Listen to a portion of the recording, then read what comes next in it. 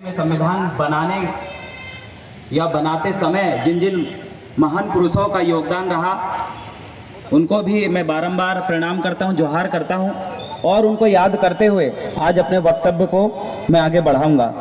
आज मुख्य अतिथि के रूप में हमारे समक्ष अधिवक्ता supreme court Bhanu Pratap Singh sir है, जिनके कई कार्यक्रमों में पीछे बैठ के मैं सुना हूं। आज सौभाग्य का विषय है और मैं धन्यवाद देना चाहूँगा कि मुझे अपने विचार रखने का यहाँ अवसर मिला।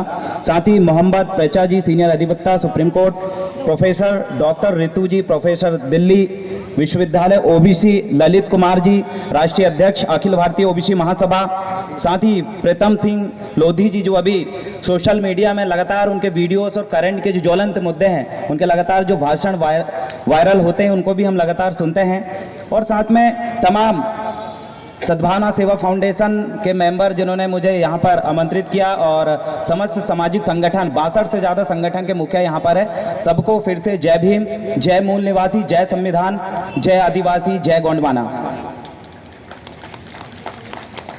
आज मेरे लिए एक दुख का विषय ये भी है कि जिन लोगों के साथ मैं काम कर रहा था, डॉक्टर आनंद राय जी, अभय ओरी जी, इंजीनियर विलेज खराड़ी, मेरे ये साथी जेल में हैं। आपको पता है इनके ऊपर राजनीतिक विद्वेष भावना से इन साथियों के ऊपर फर्जी एफआईआर, फर्जी मामले बनाए गए। टोटल रतलाम में जो हमारे जयस के मेरे युवा साथी हैं उनकी असंवैधानिक रूप से गिरफ्तारी हुई। उसी को लेकर लगातार हम लोगों का आंदोलन चला। सिवनी में हमारे 40 से ज़्यादा साथियों के ऊपर एफआईआर दर्ज हुई।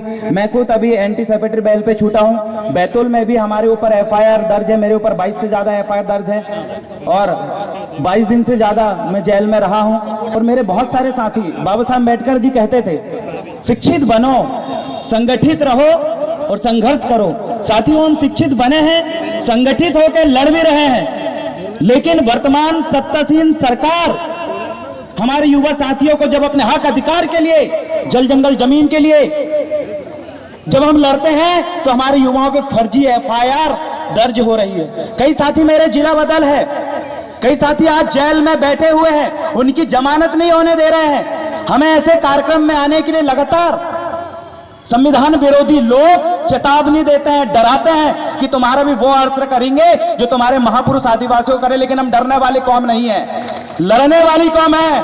हमने पहले भी लड़ा था, उम्र भले ही 24-25 साल की है, हमारे रगों में उन्हीं महान पुरखों का खून दौड़ रहा है। उन्होंने कभी अंग्रेजों के समक्ष, जितने भी आक्रमणकारी उनके समक्ष कभी सर नहीं झुकाया। हम लोग भी सर नहीं झुकाएंगे।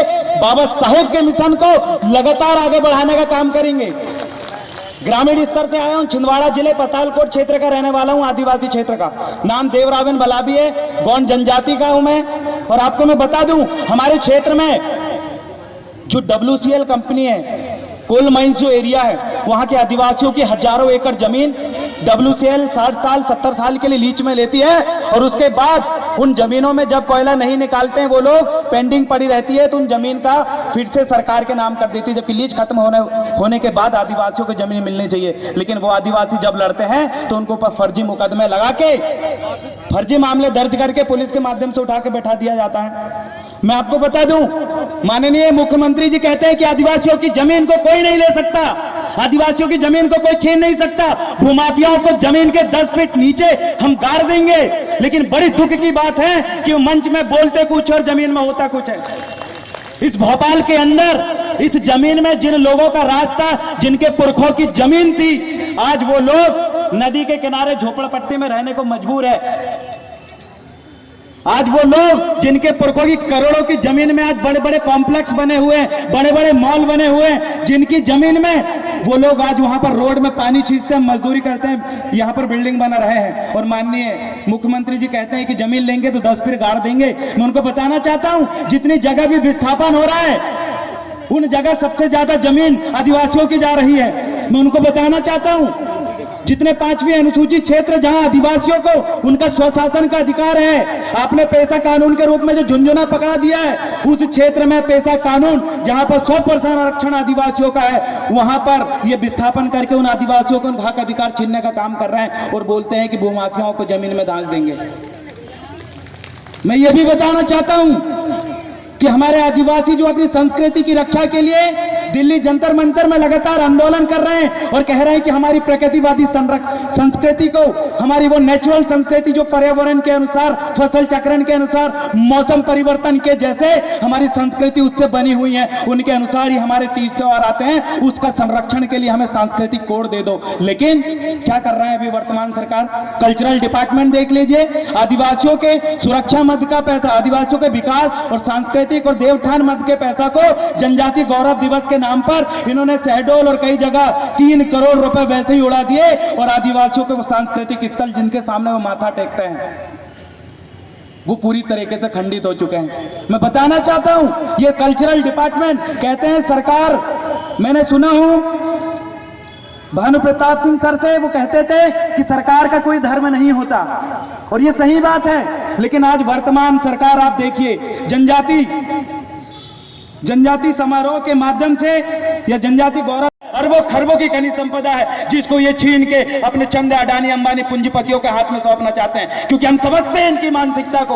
हम जानते हैं कि हिटलर शाही मुसोलिनी को हमने पढ़ा है, फांसीवाद को हमने पढ़ा है, फांसीवाद के नियमों को लागू करने के लिए ये लोगों को किसी भी प्रकार से मजबूर कर देंगे, 2 वक्त की रोटी के लिए सिर्फ आप लड़ते रहो। ये बेरोजगारी का आलम जो धार्मिक कट्टरपंथी हमारे बीच में डेवलप ये लोग कर रहे हैं, जो प्राइवेटाइजेशन ये कर रहे हैं, ये सब संकेत है हिटलर शाही की ओर जाने का। इस बात को हम समझ रहे हैं और इस भोपाल की पावन धरा पे मैं ये सभी साथियों को कहना चाहता हूं कि डॉक्टर आनंद राय जी और जितने भी रामदेव ककोड़िया और सैकड़ों हमारे आदिवासी लड़ने भिड़ने वाले साथी जो कि बाबा साहब अम्बेडकर के मार्ग पे चल के अपना आंदोलन कर रहे हैं, काम कर रहे हैं, ऐसे साथियों की जो गिरफ्तारी हुई है उस गिरफ्तारी के खिलाफ आप भी आवाज उठाएं, क्योंकि आदिवासी अगर एक कदम भी आगे बढ़ता है तो ये लोग बढ़ने नहीं देना चाहते। लेकिन अगर आप लोगों का साथ हमें अगर बना रहे, आप लोगों का आशीर्वाद अगर हमारे ऊपर बना रहे, आप लोगों का मार्गदर्शन अगर बना रहे, तो जो आदिवासी सबसे निचले तबके में है, जिन्हें माननीय राहुल गांधी जी कहते हैं कि आदिवासी इस देश का मालिक है, अशुद्दीन ओवैसी जी कहते हैं कि